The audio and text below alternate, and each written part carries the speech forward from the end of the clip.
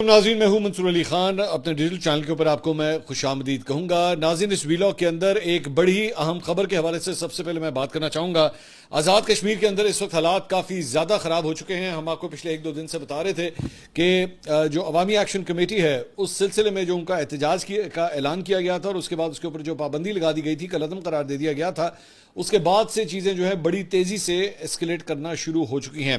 اور پچھلے 24 گھنٹے کے اندر جو ہے وہ آزاد کشمیر کے مختلف علاقوں کے اندر احتجاج ریکارڈ کیے گئے۔ اب یہ معاملہ ایک دم بہت زیادہ سیریس ہو گیا ہے کیونکہ سی ایم ایچ راولا کوٹ کے اندر موجود سی ایم ایچ کے اوپر جو ہے وہ حملہ کیا گیا ہے اور یہی بتایا جا رہا ہے کہ جو جوائنٹ ایکشن کمیٹی ہے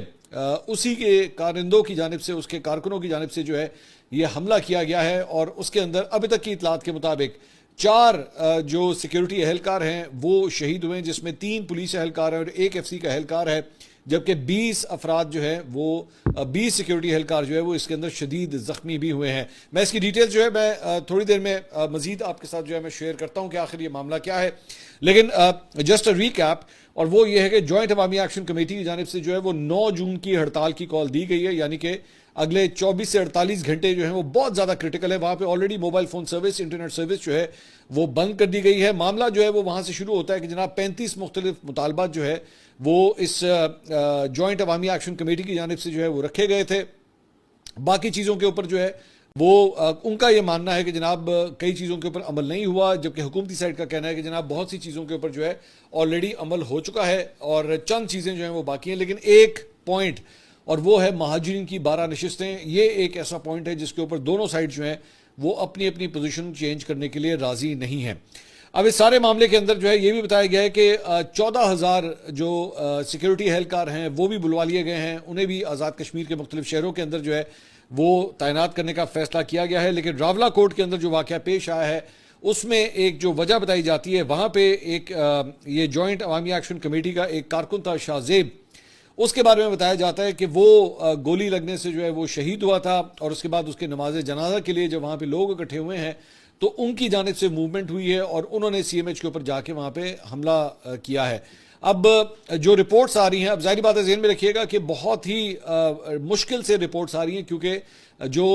کمیونیکیشن کے ذرائع ہیں وہ کافی حد تک ڈسرپٹڈ ہیں اس وقت وہاں پہ، تو مختلف سورسز سے ہمیں بڑی مشکل سے چند ڈیٹیلز جو ہیں وہ مل رہی ہیں اور ان کو ویریفائی کرنا ہمارے لیے کافی مشکل ہے اس وقت، لیکن جو بھی ڈیٹیلز ہمارے پاس آ رہی ہیں اس میں یہ بتایا جا رہا ہے کہ سی ایم ایچ کے باہر جو سیکیورٹی اہلکار وہاں پہ موجود تھے، جب یہ قافلہ وہاں پہ، جب یہ کارکنوں کا قافلہ جو ہے وہاں پہ سی ایم ایچ کے باہر پہنچا ہے تو انہیں ڈسپرس کرنے کے لیے جو ہے سیکیورٹی اہلکاروں کی جانب سے ہوائی فائرنگ کی گئی ہے۔ انیشل جو ہمیں خبریں مل رہی ہیں وہ یہ ہیں، اور لیکن اس کے باوجود جو ہے وہ جو جتھا تھا وہ سی ایم ایچ کے طرف وہاں پہ داخل ہوا ہے اور ان کی جانب سے یہ اطلاعات آ رہی ہیں کہ جناب ان کی جانب سے جو ہے وہ پوائنٹ بلانک رینج کے اوپر اسٹریٹ فائرنگ کی گئی ہے، جس کے نتیجے میں سیکیورٹی اہلکاروں کی بھی جو ہے وہ شہادتیں ہوئی ہیں، اور یہ بھی چند ذرائع یہ بتا رہے ہیں کہ شاید جو ممنوعہ بور ہے اس کی گولیاں جو ہیں وہ استعمال کی گئی ہیں۔ جو سیکیورٹی کے ادارے ہیں وہ بار بار یہ بات کر رہے ہیں کہ جوائنٹ عوامی ایکشن کمیٹی کے جو مختلف کارکن ہیں ان کے پاس بڑا لیٹسٹ قسم کا اسلحہ بھی موجود ہے اور وہ بھی اس احتجاج کے اندر استعمال کر رہے ہیں، جبکہ دوسری جانب ان کے ساتھ جو کارکن جڑے ہوئے ہیں ان کا یہ کہنا ہے کہ جناب ہمارے اوپر فائرنگ کی جا رہی ہے اور ہمیں جو ہے وہ نشانہ بنایا جا رہا ہے۔ اس سارے معاملے کے اندر جو ہے وہ معاملات بیڈ ٹو ورس ہوتے جا رہے ہیں۔ مطلب یہاں پہ چند لوگ جو ہیں وہ یہ بات بھی کر رہے ہیں کہ یہ آزاد کشمیر کا 9 مئی ہے، جس طرح ایک فوجی انسٹالیشن کے اوپر لاہور کے اندر اور مختلف جی ایچ کیو راولپنڈی کے اندر جو ہے وہ حملہ کیا گیا تھا، یہ بالکل اسی طرح آزاد کشمیر کے اندر جو ہے وہ راولا کوٹ کے اندر سی ایم ایچ جو کہ ایک اور فوجی انسٹالیشن ہے اس کے اوپر یہ اس طرح کا حملہ کیا گیا ہے۔ ذہن میں رکھیے گا کہ یہ جماعت، یہ تنظیم جو ہے وہ آلریڈی اسے کالعدم قرار دیا جا چکا ہے۔ اب اس کے بعد جب آپ اس قسم کے کوئی ایکشنز کرتے ہیں تو آپ کے اگر کوئی لیگل ڈیمانڈز بھی ہوتی ہیں وہ آٹومیٹکلی پس پردہ چلی جاتی ہیں اور آپ کا یہ والا چہرہ جو ہے وہ نمایاں ہو جاتا ہے، وہ سب سے آگے چلا جاتا ہے، اور اس کی سب سے بڑی اگزامپل جو ہے وہ پاکستان تحریک انصاف ہے، جس کو 9 مئی کے اس واقعے کو کئی سال ہو چکے ہیں، لیکن آج 2026 میں بھی اس داغ کو جو ہے وہ نہیں مٹا سکے ہیں اور بار بار ان کو اس کا جواب دینا پڑ رہا ہے۔ اب یہاں پہ بھی جو ہے وہ ایک فوجی انسٹالیشن کے اوپر جو ہے وہ حملہ کیا گیا ہے۔ اب دوسری جانب کچھ اور ویڈیوز بھی ہمیں راولا کوٹ سے رپورٹ کی جا رہی ہیں اور وہ یہ ہے کہ جناب بڑی ہی شدید قسم کی شیلنگ ہو رہی ہے اس وقت وہاں پہ، اور وہاں پہ کراؤڈ کو جو ہے ڈسپرس کرنے کی کوشش کی جا رہی ہے، اور یہ شام شام سے یہ سلسلہ جو ہے وہ ابھی بھی جاری ہے. جب میں یہ ویڈیو ریکارڈ کر رہا ہوں تو آدھی رات کا وقت جو ہے وہ آلریڈی اس وقت ہو چکا ہے اور حالات جو ہیں وہاں پہ اس وقت کافی زیادہ ٹینس ہے. کچھ بازار جو ہیں وہاں پہ بند کر دیے گئے ہیں, کچھ بازار جو ہیں وہ کھلے رہے, لیکن دن بھر جو ہے وہ پولیس کی, سیکیورٹی اہلکاروں کی اور وہاں کے مظاہرین کی جو آنکھ مچولی ہے وہ آپس میں چلتی رہی ہے. اس کے ساتھ ساتھ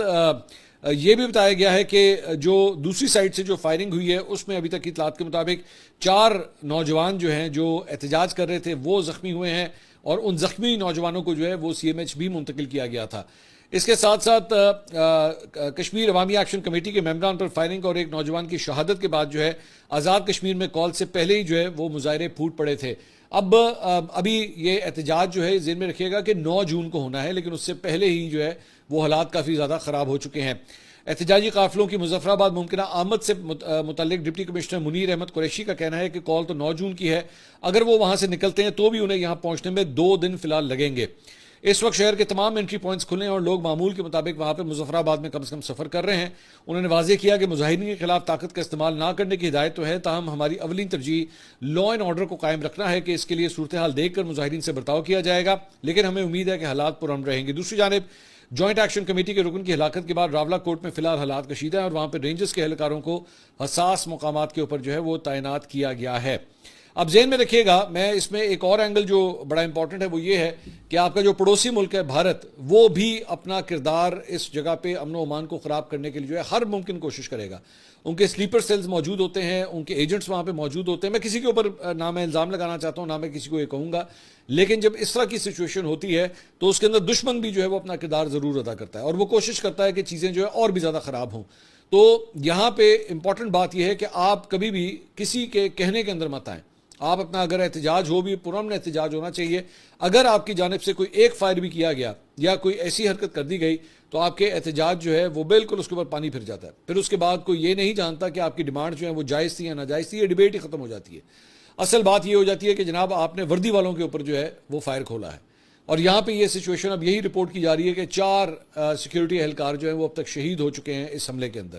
سو اس لیے چیزیں جو ہیں بہت زیادہ خراب ہو رہی ہیں. میں ابھی بھی ارباب اختیار سے بھی میں امید کرتا ہوں کہ وہ بھی ہوش کے ناخن لیں اور چیزوں کو ڈی ایسکیلیٹ کرنے کے لیے جو ہے وہ اپنا کردار ادا کریں, چاہے وہ بات چیت کے ذریعے ہو, لوگوں کے ساتھ بیٹھ کے چیزوں کو ریزالو کرنے کے حوالے سے ہو, لیکن ان چیزوں کو ڈی ایسکیلیٹ ہونا بہت ضروری ہے. یہ نہ ہو کہ آگ اتنی پھیل جائے کہ اس کو سنبھالنا اس کے بعد مشکل ہو جائے.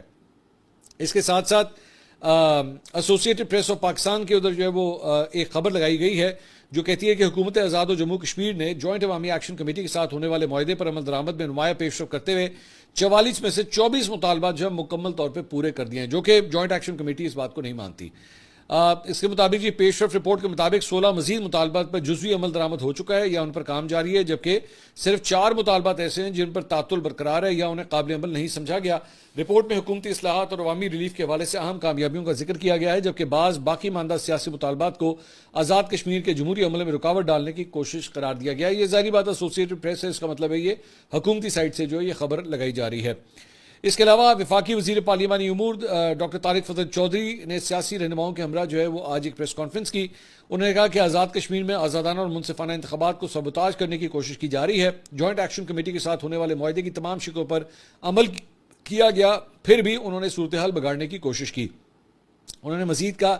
کہ وزیر اعظم نے معاہدے کی تمام شقوں پر عمل درآمد کے لیے نگراں کمیٹی بھی تشکیل دی. جوائنٹ ایکشن کمیٹی نے مہاجرین کی نشستیں ختم کرنے کے مطالبے پر عدالت نے بھی واضح کر دیا ہے کہ یہ آئینی نشستیں قانون سازی کے بغیر ختم نہیں کی جا سکتی. ان کا کہنا تھا کہ ٹنلز کی تعمیر سمیت کوئی بھی بڑا ترقیاتی منصوبہ چند دنوں میں مکمل نہیں ہو سکتا. منصوبوں میں مقامی افراد کو روزگار کی فراہمی یقینی بنائی جائے گی. وفاقی وزیر پارلیمانی امور نے یہ بھی کہا کہ ہر چند ماہ بعد احتجاج مناسب نہیں, قانون ہاتھ میں لینے اور معصوموں کی جانوں سے کھیلنے کی اجازت نہیں دی جا سکتی. انہوں نے کہا کہ کشمیر اور پاکستان کے رشتے کو کمزور کرنے کی کوشش کبھی کامیاب نہیں ہوگی. آزاد کشمیر میں بجلی 3 روپے فی یونٹ فی الحال جو ہے وہ دی جا رہی ہے.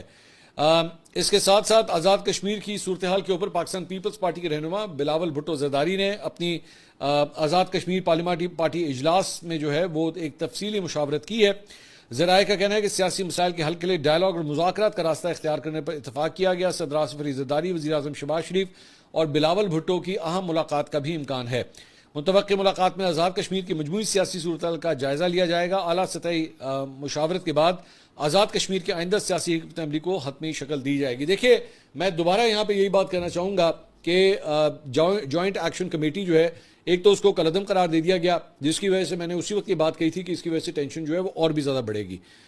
بہتر یہ ہوتا کہ مذاکرات کا عمل جو ہے وہ ویسے ہی آگے چلتا رہتا، no matter what happens, no matter how much you do, لیکن یہ پروسیس جو ہے وہ آگے اسی طرح ہی چلتا رہنا چاہیے، مذاکرات کرتے رہیں کیونکہ اگر مذاکرات نہیں ہوتے تو پھر تخریب کاری ہوتی ہے۔ سمپل از دیٹ، یہ ایک سمپل فارمولا ہے، پوری دنیا کے اندر ایسے ہی چلتا ہے۔ ٹیبل پہ بیٹھ کے چیز کو ریزالو کرنا زیادہ ضروری ہے، اور یہاں پہ جو کشمیری عوام ہے، آزاد کشمیر میں رہنے والے جو عوام ہیں، ظاہری بات ہے ان کے بھی بہت سے مسائل ہیں جو کہ وہ چاہتے ہیں کہ ریزالو ہونے چاہیے، اس کے بجائے کہ چند ایسے ایلیمنٹس، چند ایسے افراد جو ہے اپنی سیاست کو چمکانے کے لیے ان کے ان ڈیمانڈز کو جو ہے وہ استعمال کر بیٹھیں اور اس کے بعد انتشار پھیلائیں یا چیزوں کو اور زیادہ خراب کریں، بہتر یہ ہے کہ ان کی سنی جانی چاہیے اور ان کی جو جائز ڈیمانڈز ہیں ان کو پورا کیا جانا چاہیے۔ اس کے علاوہ کچھ گلگت بلتستان کے حوالے سے بھی بات کریں گے۔ 24 نشستوں کے اوپر انتخابات کے حوالے سے جو ہے وہ اس وقت پولنگ کا ٹائم تو مکمل ہو چکا ہے، ووٹوں کی گنتی کا عمل جو ہے وہ اس وقت جاری ہے۔ جب میں یہ ویڈیو ریکارڈ کر رہا ہوں ریزلٹس جو ہیں وہ ابھی بھی آ رہے ہیں۔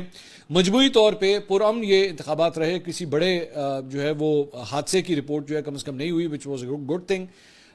دوسری بات یہ کہ جو چند ابھی تک رپورٹس آئی ہیں اس کے مطابق پاکستان پیپلز پارٹی جو ہے وہ اب تک کی اطلاعات کے مطابق جو آدھی رات سے زیادہ کا وقت ہو چکا ہے تو 2 نشستوں کے اوپر کامیابی حاصل کر چکی ہے، جبکہ ایک نشست جو ہے وہ آزاد امیدوار جیتنے میں کامیاب ہوئے ہیں۔ حلقہ جی بی اے نگر 1 کے تمام 53 پولنگ سٹیشن کا غیر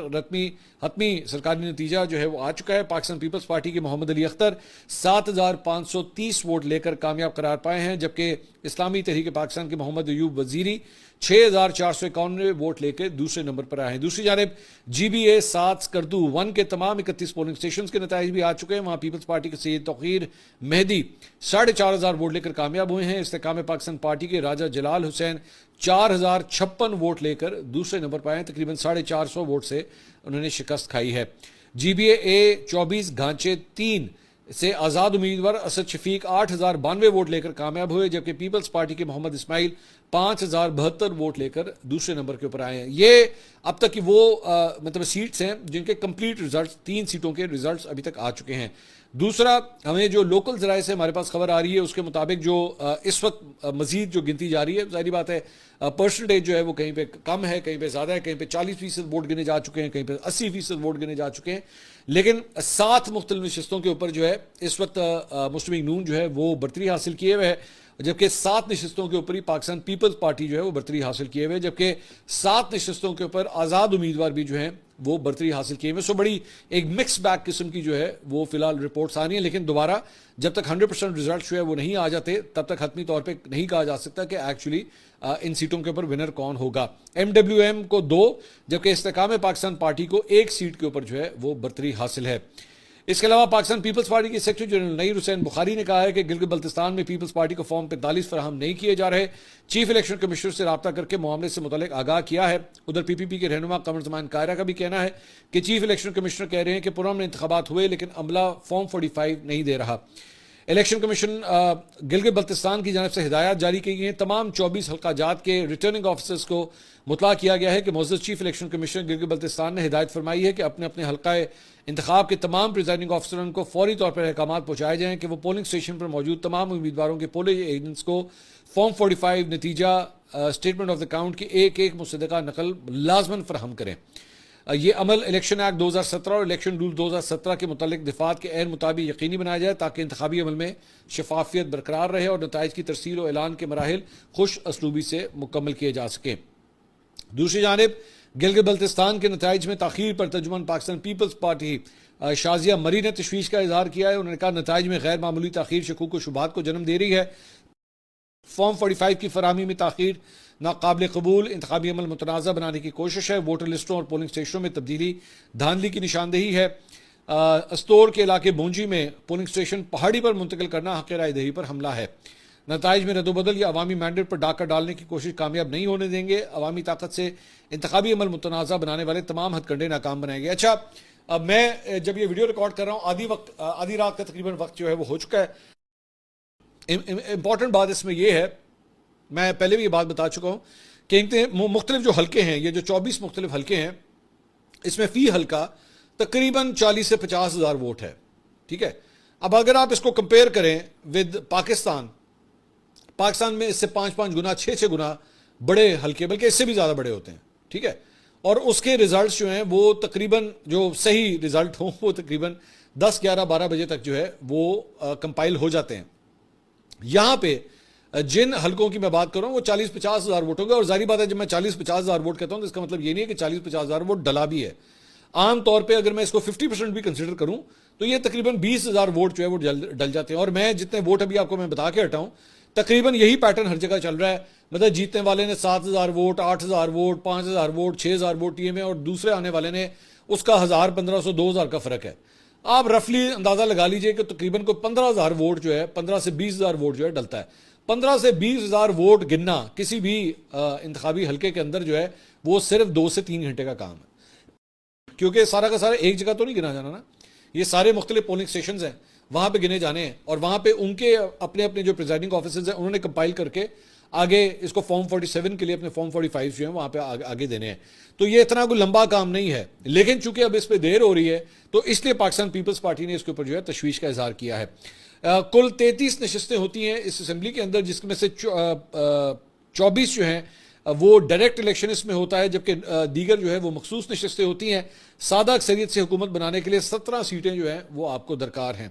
بلاول بھٹو کی جانب سے فارم 45 اور 47 کا اس کیمپین میں ذکر کیا گیا. نواز شریف نے مجھے دیش سے کیوں نکالا, اس کی ان کی تقریر بڑی مشہور ہوئی, اور اس کے بعد پھر وہ خود ہی دیش سے چلے گئے, جنیوا چلے گئے اس کے بعد.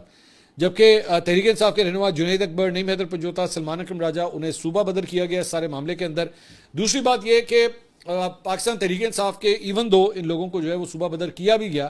لیکن اطلاعات ہمارے پاس یہی آ رہی تھی کہ جناب پاکستان تحریک انصاف کی کوئی اتنی لمبی چوڑی سپورٹ وہاں پہ نہیں ہے, یا جس طرح ان کے چند لوگ جو ہے وہ کلیم کر رہے تھے کہ جناب 2/3 میجورٹی مل جائے گی اور یہ ہو جائے گا, وہ اتنے ان کے پاس شاید کینڈیڈیٹس بھی نہیں ہوں گے, یا اتنا کوئی بڑی بات نہیں تھی. جو اس مرتبہ الیکٹیبلز تھے, ہم نے حبیب اکرم صاحب کا پوڈ کاسٹ کیا تھا جنہوں نے 10 دن لگائے اس پوری کیمپین میں, تو انہوں نے خود یہ بتایا تھا کہ جناب زیادہ تر جو ہے وہ الیکٹیبلز ان دیگر جماعتوں میں آلریڈی جا چکے ہیں. تو پاکستان تحریک انصاف کا کوئی اتنا بڑا جو ہے وہ کوئی الیکٹیبل کا جو کاؤنٹ ہے وہ کوئی اتنا زیادہ نہیں ہے, اور ریزلٹس بھی جو ہیں وہ فی الحال ویسے ہی آ رہے ہیں. دیکھتے ہیں اب مزید اس کے اوپر جو ہے وہ کیا ہوتا ہے. اس کے علاوہ کچھ ادھر اسلام آباد کی بھی کچھ خبر لیتے ہیں. حکومتی وفد اور اتحادی جماعت پیپلز پارٹی کے درمیان بجٹ پر جناب ڈیڈ لاک جو ہے برقرار ہے. ہنگامی اجلاس فوری ختم ہو گیا ہے, اور نائب وزیر اعظم اسحاق ڈار کی سربراہی میں حکومتی وفد کی پیپلز پارٹی کے وفد کے ساتھ وزارت خارجہ میں ملاقات ہوئی. پیپلز پارٹی کے وفد میں نوید قمر اور شہری نعمان جو ہیں وہ موجود تھیں. پی پی پی کو صوبوں سے اضافی ٹیکس, سبسڈی اور ترقیاتی بجٹ سے متعلق تحفظات ہیں. وزارت خزانہ کے حکام بھی حکومتی وفد میں شامل ہیں, لیکن وہ ڈیڈ لاک جو ہے وہ ابھی تک نہیں ٹوٹ سکا. اس کے علاوہ نون لیگ کے رہنما میاں جاوید لطیف صاحب, جن کے پاس آج کل کسی قسم کا کوئی عہدہ نہیں ہے, الیکشن بھی وہ ہار گئے تھے, بالکل آج کل سائڈ لائن ہوئے ہیں. ان کے پسندیدہ 1-2 شوز کے اندر یہ جاتے ہیں, اس کے علاوہ ان کو کوئی زیادہ شو میں بلاتا نہیں ہے. تو انہوں نے دوبارہ لائم لائٹ جو ہے وہ حاصل کی ہے, اور اس مرتبہ لائم لائٹ حاصل کی ہے اپنی حکومت کے اوپر جو ہے کرپشن کے الزامات ڈال کے. وہ کس طرح انہوں نے یہ الزامات لگایا ہے, انہوں نے ٹویٹ کیا, انہوں نے کہا سب اچھا کی رپورٹ بہت سے عام حقائق کو پس پردہ لے جاتی ہے. شیخو پورہ کے دیگر محکموں میں اربوں روپے کے اسکینڈل کے بعد واسا میں بھی کرپشن کی انتہا ہو رہی ہے. اب یہ ظاہری بات ہے دیگر محکمے یا واسا جو ہے یہ آپ ہی کی حکومت کے انڈر آتے ہیں. پنجاب حکومت, مریم نواز کی حکومت کے اوپر یہ الزامات لگ رہے ہیں. ناقص منصوبہ بندی, غیر معیاری مٹیریل اور بدعنوانی نہ صرف وسائل کا ضیاع ہے بلکہ شہریوں کے گھروں کو بھی خطرے میں ڈال رہے ہیں. اگر ان منصوبوں کی شفاف نگرانی ممکن نہیں ہو سکتی تو چند جیبیں بھرنے کے بجائے یہ وسائل غریب عوام پر خرچ کیے جائیں تاکہ کسی کی بیٹی کی شادی ہو سکے یا کسی کی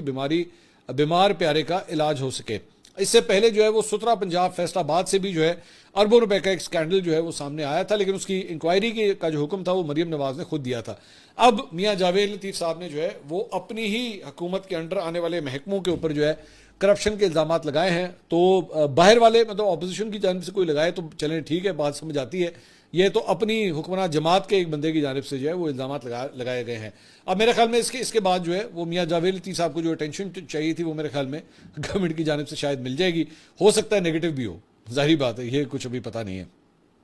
اس کے علاوہ ثاقب چدر اور مومنہ اقبال کا جو معاملہ ہے اس کے اوپر ثاقب چدر صاحب نے جناب ایک درخواست جو ہے تھانہ بھوانہ کے اندر جو ہے وہ جمع کروائی ہے, اور انہوں نے مومنہ اقبال کی بہن رمشا اقبال کے اوپر جو ہے 80 لاکھ روپے کی امانتی رقم ہڑپ کرنے اور مجرمانہ رویہ اختیار کرنے کے سنگین الزامات لگائے ہیں. انہوں نے کہا ہے کہ جی میں نے آسٹریلیا جانے اور وہاں کا ویزا حاصل کرنے کے لیے جو ہے ان کی مالی امداد کی, اور اس سلسلے میں میں نے کل 80 لاکھ روپے جو ہے امانتاً رمشا اقبال کے حوالے کیے, انہوں نے کہا اس کل رقم میں 39 لاکھ روپے جو ہے وہ بینک اکاؤنٹ کے اندر جو ہے وہ بھیجے گئے بذریعہ چیک، جبکہ باقی رقم 41 لاکھ روپے گواہان جاوید اقبال اور بلال اکبر کی موجودگی میں کیش فراہم کیا گیا۔ تاہم ویزا اور دیگر ضروریات پوری ہونے کے باوجود رمشا اقبال نے رقم کی واپسی سے ٹال مٹول شروع کر دی۔ ساحل کی جانب سے بار بار تقاضا کرنے پر خاتون نے گھریلو تعلقات کا واسطہ دے کر مزید مہلت مانگی اور وعدہ کیا کہ آسٹریلیا کا ویزا لگنے اور بیرون ملک سفر کرنے پر وہ رقم لازمی لوٹا دے گی، لیکن ویزا لگنے کے بعد بھی رقم واپس کرنے کے بجائے مختلف ہیلے بہانے جو ہے بنائے گئے۔ گل جڑی نا وہ اب ظاہری بات ہے فائر اور کاؤنٹر فائر کے اوپر آ گئی ہے کہ